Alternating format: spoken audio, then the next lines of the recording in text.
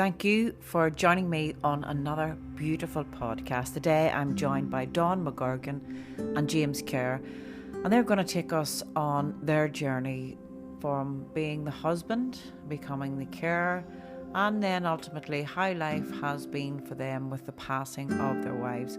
I want to thank each and every person who subscribes to this podcast channel, Effortless Attraction. My name is Evelyn McAleer, and should you ever feel that you want to reach out or talk about a bereavement or ask for some help, I'll certainly put you in contact with the right people. It's evelyn@evelynmcaleer.com. And again, thank you for valuing my service. Greatly appreciated. Enjoy.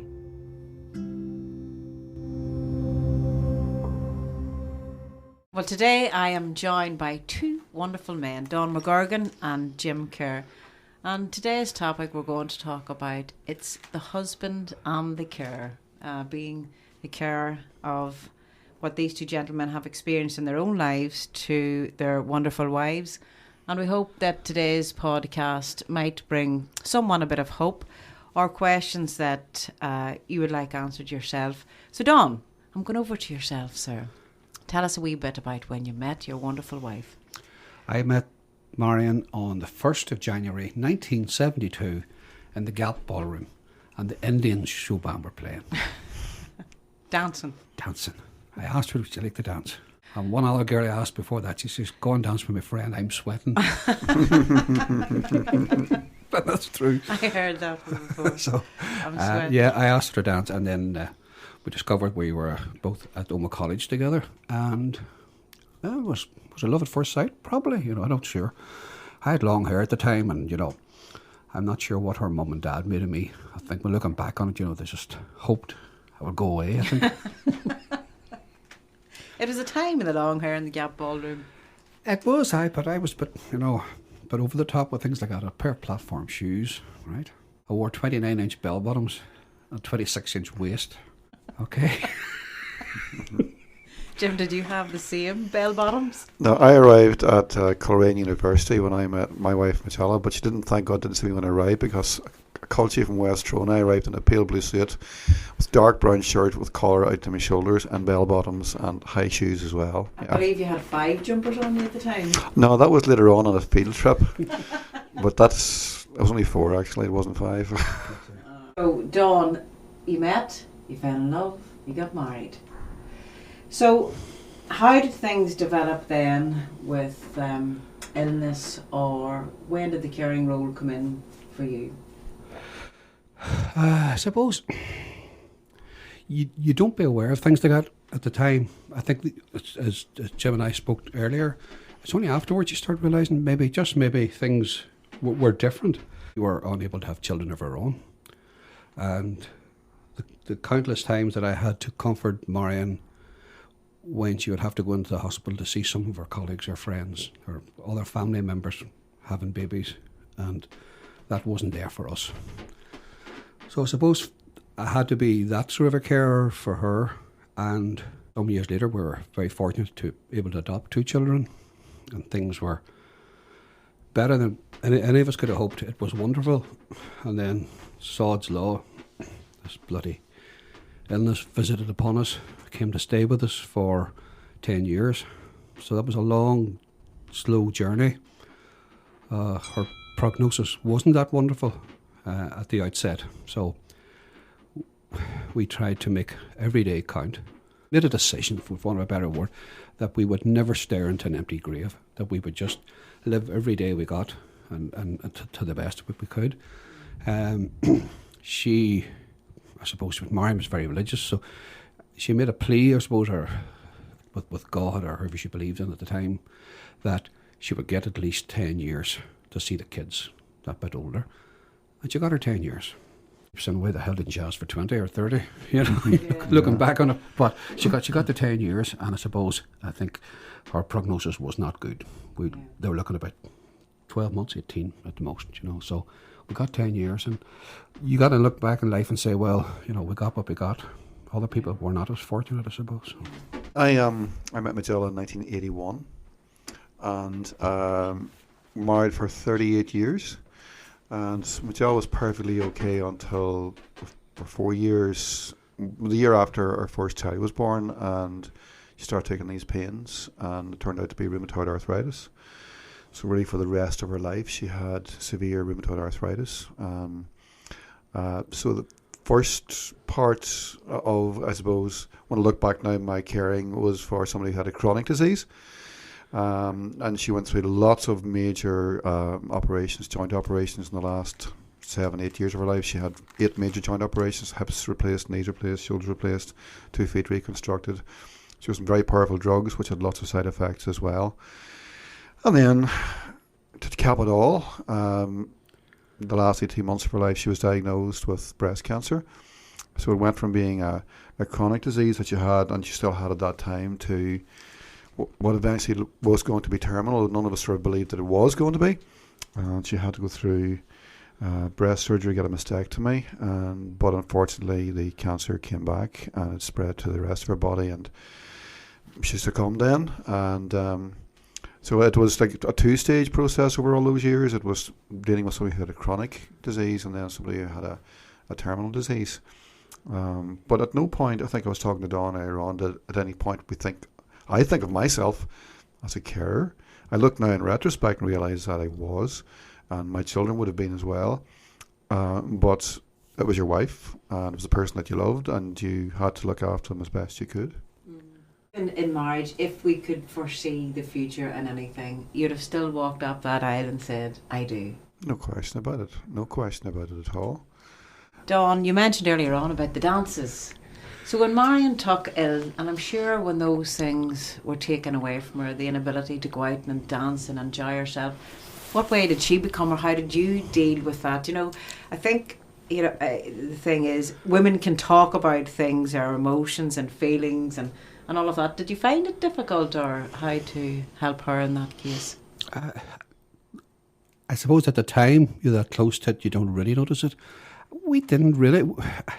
We made, as I said earlier, we made a decision that this was not going to be the main problem of our life. We did not stand and look into the empty grave, so we never took life that serious.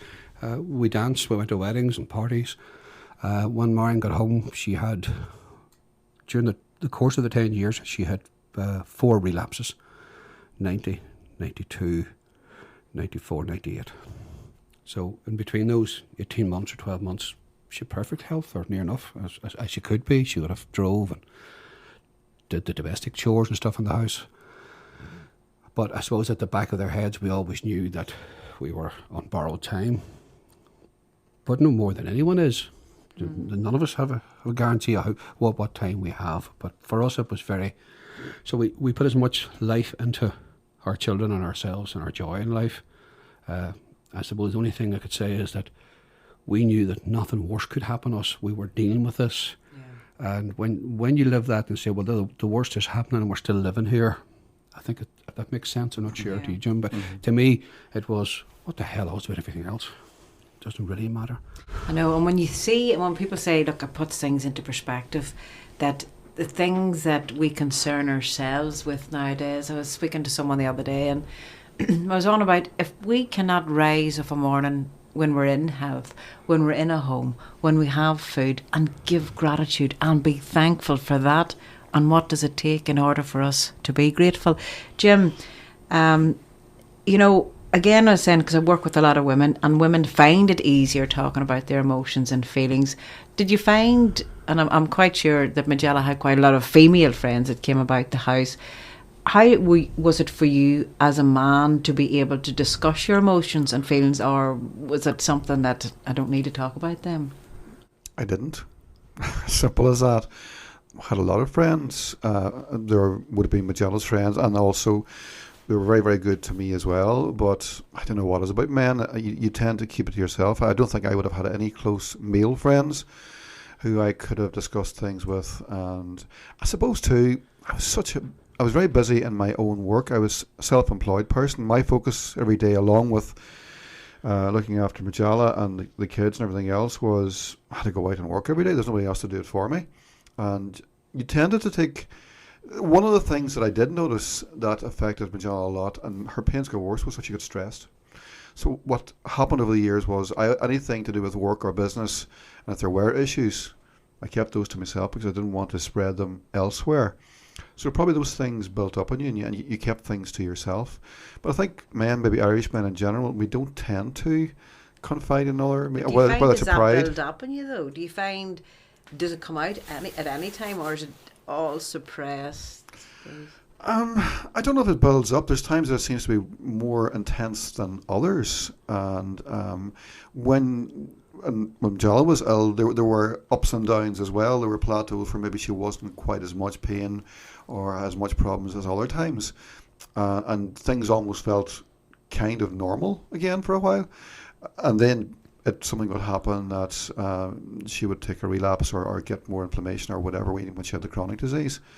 But I think you just got used to. You allowed yourself to become numb. I think probably you learn to compartmentalize everything and deal with what you could do every day. And it was all the practical things. It's just doing your work, getting stuff, the shopping done, making sure the children get to school, all those sorts of things. Yeah. And she never laid down herself either. She always kept going. Well, Dawn, how important then is it to have an outlet? You know, if men don't have someone, but you spoke about earlier on, if someone was a counsellor and said to you, come in here, we need to discuss your emotions or feelings, you'd have been like, away of that. If you had said that to me or broached to me, say, go talk to someone, I would have been offended. Yeah. Because it was my pain and I had to deal with it, and I couldn't see sharing those sort of emotions with a possible stranger or even a friend was something I wouldn't have done. Yet some years later, I ended up being a counsellor, and still am, for people who suffer loss, all sorts of loss, because loss can be a loss of many different things. But I suppose I would have thought, now, I would always say to people, be very careful of what you say to people who are going through grief. You don't have the answers because you don't know the pain. And that's the truth. Nobody really knows. And everyone's pain is different, and everyone's grief is different. There are no two people the same. So you can't say, oh, you're just like my so-and-so or just like her or something. It's very personal. And there's no way I was going to share that, because that was between Marianne and I and her life and her ending. And so it was like asking me to just divulge my innermost secrets to a stranger. Mm-hmm. And I had this image of this sort of a blue-rinsed, middle-aged woman. I don't know why I got this in my head, who's going to talk about her pain to me. And I says, what's that got to do with me? I have to deal with this on my own. Yeah. And that was not a good analogy. Now, when I look back on it, I would really encourage people to talk. You don't have to talk to a professional, you know. You can talk to anyone who can meet you at that level. Yeah. You know. Because it must be, you know, for people that are males or females that are caring for people that are putting on that front. It's all right. I'm managing. I'm coping. I can do this. I don't need help. Well, for me, it cost me dearly. During the last 5 years of Marianne's life, I was at work and I started to take these panic attacks. I didn't know what they were at the time. I had no idea. I could be talking and all of a sudden the room would start to spin, literally spin, or the ground I'd walk on was becoming soft. It was almost like in quicksand, and I could, you know, I had the courage up to go and see a psychologist, a friend of mine who worked with me for a long time. Mm-hmm. Now, I knew him personally, and I wouldn't see him in Oma because I had this stigma that I was talking to someone and needing help. But he worked with me till Marianne passed away. And that was a knock-on effect, do you think, Dawn, from holding that all in? Oh, it was. I will look back on it now, but I couldn't see it at the time, because when you're so close to something, it's like any dysfunction that's in your life or in your home, you think, why did I put up with that? Why did I do it? Could I not see that I needed help? But it didn't. My body was telling me that I wasn't doing it. Mm. And you are in an enclosed little world too, in that particular situation, Don. All you see is this one little world around you. Yeah, you're dealing with it. I was at a meeting and I could see the windows. The windows were actually starting to move. And I thought, am I losing my marbles here? You know, am I gone? I went to see my GP and he says, look, you need some antidepressants. I says, not in your life am I taking antidepressants, because I don't do that sort of stuff. As you know, it's not something I would do. He says, well, you're going to have to talk to somebody about this. And I says, who am I going to talk to? He says, I'll get you somebody. And he did. And he was a grand fella. But I was lucky. I had 6 brothers and 4 sisters. And I don't think, bar one, maybe 2, I could open up to. The rest, no. But just, it's not something you want to discuss, you know. Yeah. And it's not about pride or anything else. It's a sense of yourself. You understand? Because you're not even sure yourself. Because I think, looking back on it, I was angry. I was angry at God. I was angry at life. Jesus, you know, we struggled to adopt 2 wee kids, and they were just here, and they were just starting school, and in the early days of school. And world was just great for us, because I was getting steady work, and part-time work was doing well, and mine had give up her work in the civil service, and we had the house finished, things were going good. Bang, this hit us like a ton of bricks. Only discovered it because in those days you were only allowed to adopt 2 children. You weren't allowed anymore. That was your quota. And Marion says, look, before I get too old, I'm going to go and see a consultant, a gynecologist, privately, just to see if we could do something and get one for ourselves just before we pass that shelf. And that's where it started. You know, we were on the IVF program and starting all this, and then, you know, there was a shadow appeared at the start and stuff, and then it was all nothing, it'll be all right. But it was far from all right. So, I mean, it's not, my story is no different than anyone else's journey. I'm not saying I have suffered any more or less than anyone else, but it taught me a lot of things in life that, and that's why I would talk to other people who suffer loss. And I think when they look at you and know that you have suffered yourself, they can say, well, you know, this guy has been through it. He doesn't have all the answers here. But I've often said to people, what you're telling me makes a great deal of sense to me, and it does. And sometimes that's all it takes, you know. So just somebody say, I understand. Yeah. And no one now, we're there at a different stage than where you're at, and it's like that, giving someone hope. Yeah. It's not that you'll ever forget about it, but there's hope. Yeah, there's always hope. And, you know, I suppose it's easier now when I have some distance, some years have passed and stuff, that I've looked back on it, and I realise now that it was never Marion's job to make me happy. Do you understand? And I've had to let go of that. You know, and I'd say to people, you know, you've lost. It was never their job to make you happy. Happiness is an inside life for ourselves. And if we don't learn from that, then, you know.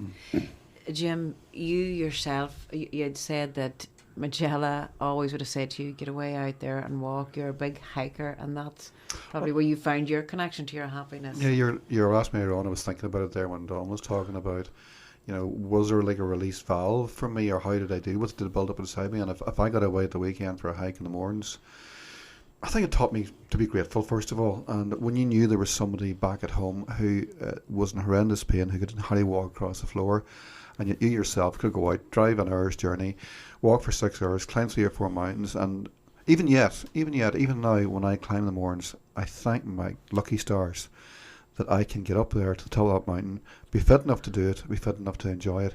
And if there's one thing it has taught me in my life, it has been to be grateful. But like what you're saying too, Don, to be happy in yourself, and just to know how really fortunate you have to have your health. And Magella knew it too. She could see me, if I didn't get out, that I would have not be in the best of shape or best of form. But once I got away, it was like a reset, a mental reset. It wasn't even a physical thing to get fit. It was just, for me, being out in nature, all my senses become sort of totally accentuated. You get your sense of smell and sight and sound, everything else. It's like an exhilarating thing, and it blows away all the stuff that builds up on you during the week, sort of thing. So I think maybe that's how I was fortunate to be able to deal with it.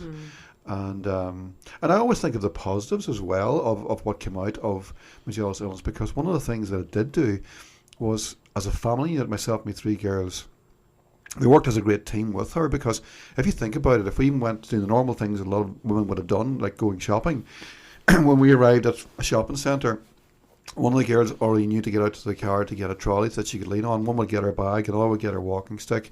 And all want to make sure that there were seats in the place, scout out the shops, make sure everything was okay. It was done in ultra quick time, back into the car, back home again. And there was a very tight ship there, and nothing had to be said. As a family, we worked as a very tight unit. When we went on holiday, the same thing happened. We didn't go any foreign holidays because the thought of going on planes and stuff like that, and all the trauma of it and the pain wouldn't have worked. So I do take this whole thing as a great positive, and in some ways through Magellan's illness, it taught us all something, you know, and the rest of my girls very much would be the same line of thought as well. So I was lucky to have a safety valve, and I think for other men, if they're in that situation, if they can have something that can get them away for a while just to reset, because you're doing your partner no favours if you're not right yourself, and it takes an awful lot of mental energy. And when you see somebody in extreme pain and you can't do nothing about it, it's a very frustrating thing, Don. I'm sure you'd find that too. And I would have known, waking up in the morning within about 10 or 15 seconds, just by looking at Magella's face, the degree of pain she was in. Not if she was in pain at all, because she was always in pain, but the degree of pain and how bad a day she was going to have, and you knew you had to adjust your day to that. But it was a very sobering thing as well, and it made you appreciate life. Yeah. So, gentlemen, time went on and both your wives passed away. How was it then, the aftermath for yourselves? You had the grieving process to go through. And I don't want to rake up any old colds or hurts or wounds for yourselves, but I know when people are coming through any sort of trauma or grieving, you know, when we come through a certain period, we can either come out of anything, I suppose, angry and bitter and resentful and continue our lives like that, or come to some place of peace and a gratitude of something in ourselves. Dawn, you're very gratifying, you're grateful, you're thankful, you're helping so many people now through your own journey, and that was that always something that was within you, or did you learn how to become a grateful person? Because you come through your own illness also. Yeah. That's, I suppose, another podcast, I suppose you want to call it that. But looking back on it, I think unconsciously you become a carer, right? And when that carer leaves, when they pass away, you're doubly bereft because you don't have that sense of neediness. Okay, there's all other things can come in and there's time to do things, but I found I didn't want to do that.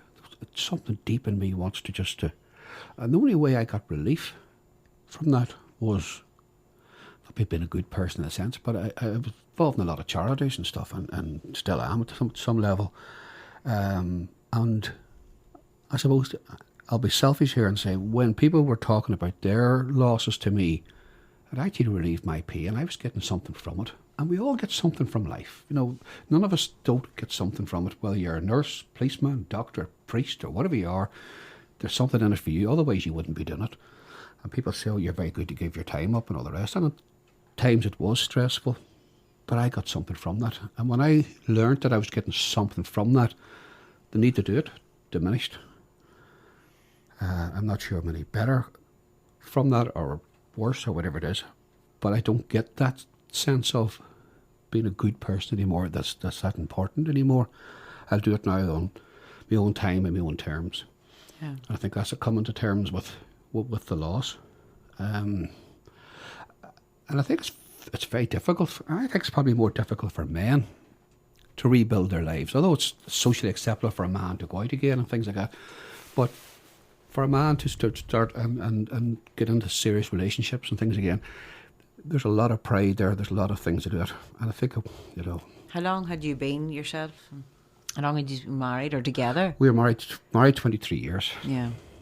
We met when we were 17, married at 23. So we were the marriage lasted 23 years. So a young lad, young teenage buck at 17 years of age, and you had your wife and your family, and now we're in 30, 40 age group? I was mid-40s. Mid-40s. Yes. And now you find yourself, and after time passes, you say then, and on the God what I look about, if I do want to have someone else in my life, if I want companionship for that, it's now a completely different It's a different Time scenario. zone, yeah. Well, and before Marion passed, I mean, we had discussions because she always said to me, look, do not sit about. You're not doing me any good by sitting moping in the house. Go out, rebuild your life in ways that you want to. That's what she said. There was never no long discussion about what would become of us or the kids. She just says, I'm going to leave it up to you. You've got to ask her questions about her funeral arrangements, like that. Sure, at the backside of me, she says, don't be talking about that. She says, you know what to do. Do it, and that's all. But it's good enough. Yeah. So, and I think subconsciously I was looking for someone to care for, right? When you're in your mid-40s looking for someone to care for, you'll get plenty. Maybe not the right people, no disrespect to, but you will find people, I would know, surely. So, but we walk, I'm not saying that, I mean, I have some great friendships and have still, thankfully, but I wasn't in a good place mentally. No. Do you understand? And I wasn't, and because I couldn't make good adult decisions as I could now. And the difference would have been, Dawn, you would have been attracting in perhaps people that were in a victim mentality. Woe me, my life's this. Whereas Marion wasn't the victim. No. She came through her illness as best as she possibly could, but it was you that had become, I need to look after someone, because you had become attached to that role yourself. You do, and that's the. It's easy having hindsight. It's great to look back on this, Surely. But at the time, you're in a very dark place. You're very lonely, and sometimes I remember shortly after Marion passed away, I very rarely ever dream about her, but this particular dream was so vivid that I was actually sitting in a cinema. And she had come in, and when the cinema's on, people have to stand up to let you past, and all these people, and she was so cross. And I says, Marion, God, she says, I need to talk to you. I don't know how to grieve. I don't know how long to grieve. I'm stuck here with this. And she says, what are you grieving about? She says, what are you grieving about? Days or weeks is long enough. Get on with your life. And got up and walked out.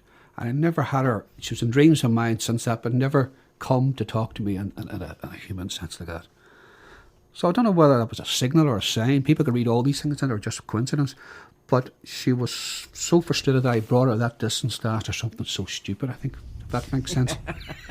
You took me away from that lovely place to the cinema. Yeah, to talk to you about getting on with your life, So I don't know. Looking back on it, I often laugh. Did it help though? Was it the wee thing that... I think it did. Yeah. I think it did. No, looking back on it now, the old saying, no cliche, what doesn't kill you will make you stronger. I think, when I look back on it, I've looked back on it, I think, well, it's life, and we come here, for contrast. I have different views now than I would have had 20 odd years ago about life and how we come here and about afterlife. So I, in all honesty, don't believe we die anyway. You understand? I believe we are spiritual beings here for 70 if we're lucky, or whatever we get, and we go back. We sign up to come here, and I think we take that contrast. We come here to see that, because I don't think in the non-physical where we really belong, we can't have that, because there's no time. There's no thing. If you want to experience that, you got to sign up for something like that. And it must be, but it is, as you say, look, on our belief systems, because not everybody will believe like that. It's like, I'm born, I live, I die. Mm-hmm. And I'll never see nobody. I'll never be in contact with them after that's done. And that could perhaps, I'm sure you've known from true clients that you've had in yourself, can prolong. It's the pain, it's the hurt, and it's the grieving, depending on everybody's belief system, perhaps, on that thing. Yeah, I've talked on very personal levels with many people over loss. And when the trust builds up and they tell you exactly how they feel, maybe the relationship wasn't all that it should have been, maybe there was anger, maybe there was loss, maybe there was infidelity and stuff like that, and then trying to grieve and forgive, it's quite complicated. Yeah. And there's none of us listen to this, none of us talking here tonight have the answers. We're all at best guessing in this game. So sure. I don't say to anybody, I know your problem, but if you can relate to someone, if you're listening to this tonight, realise that we're all just guessing here in this world. Nobody has a clue. But I tell you what, I would be certain of that we're not going to be judged when we leave. I've had to let go of that, because if it didn't, I don't think I'd be fit to talk to you today. No. No, I just... And the only judgment is the one that you hold on yourself Yes, anyway, I Don. do, yeah. You hit it on the head, Don. Doubly bereaved. You're bereaved because they're gone, but because you're so used to being the carer, that's all you've known, especially when at the last few months or years is so intensive. It's the biggest, emptiest space you can possibly think about. And this, all I can describe was, for months afterwards, I felt guilty. This huge feeling of guilt of not having somebody to look after, that it wasn't right. And it took me, I'm sure, 5-6 months to deal with that. And it was only my work and my children, I suppose, and lots of great friends as well, who steered me along. And my work changed to a different kind of work as well, which I enjoyed much more, and there was more challenges in it as well. I came to a place where I was very peaceful and happy in myself. That word need, not needing anybody. I get up every day, go to my work, look forward to my work, happy in friends and family. And Evan McAleer, not a thought in the world that I would even go out and find a woman anywhere. I didn't even think this is me the rest of my life, living at home, just working until I gracefully sort of faded into the background somewhere. So obviously a massive shock then to discover that... somebody fancied you? Yes. And vice versa. And now as well. then you'll take a leaf out of Dawn's book and get out to the dancing halls, minus the bell bottoms and the platforms. I know. Oh, well, if you wait long enough to make them back in again, Jim. I know. Well, gentlemen, listen, I know we could sit here and talk. I want to wind us down a wee bit here now. And Dawn, I want to see if you could leave yourselves just with anything for someone that might get listening to this, perhaps a gentleman or a woman that's perhaps in the same position that you once were yourselves. If there's any advice that you haven't covered that you'd like to say to someone. Well, I suppose as men, we kind of hold back about sharing, and as Don says, you don't have to go to somebody who's trained in it. It's somebody who you can trust, male or female, who you can talk to, maybe to share the things that you feel, and maybe have some sort of an outlet that you can make sure, for the sake of the other as well, if they are ill, that you can keep yourself right, because it's not a selfish thing to make sure that you are physically and mentally okay as well. That's a vital point, isn't it? You're doing yourself no You don't have to put favours. yourself second. No. That doesn't mean you don't think of the other, but you need to make sure, because for their sake, and if there are children involved, you have to be strong for them as well. So it's sharing with other people and making some time, if you can get it, to reset yourself. Yeah. Well, I suppose for me, it's something I do that sometimes people can't move on.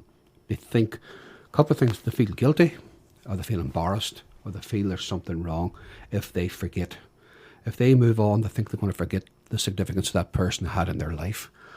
And I've often said to people, who are sitting talking to me about this, and I would often say to them, look, let's turn the tables round here. Let's say the person that has passed away is talking to me, and you're the one who's gone, and you're in this non-physical place and could shout down to us, what would you be saying?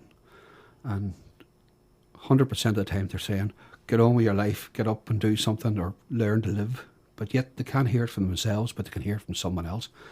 And that validation you need from yourself is very difficult. We're not taught it here.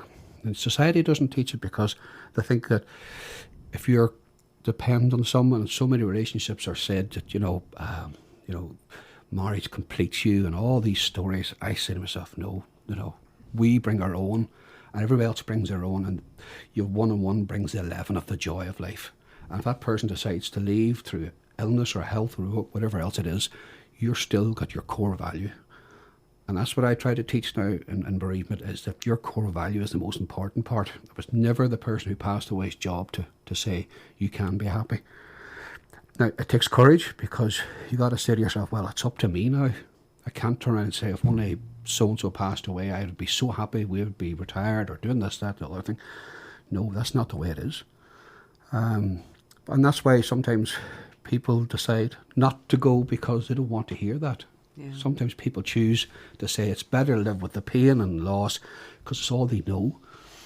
And I said, happiness, as I've said before, thousands of times, it's an inside job. Yeah. Happiness does not belong to anyone else, and what you bring is your own happiness. And I think definitely after listening to you two guys, I mean, for anyone that's listening today, that if you are in fighting fit health, male and female, if you're in a relationship, whatever, I mean, I think if we take stock of our own life and think, what am I getting so caught up on? Is it work? Is it the children? To make time for each other and to laugh and enjoy the simple things in life. Dawn and Jim, I want to say thank you hugely. Thank you for trusting me. Thank you for your honesty. And I'm hoping that, as with all of these podcasts, that they can make a difference to your life and that it has helped someone today. Thank you. Thank you. It's been an honour and a pleasure. Thank you.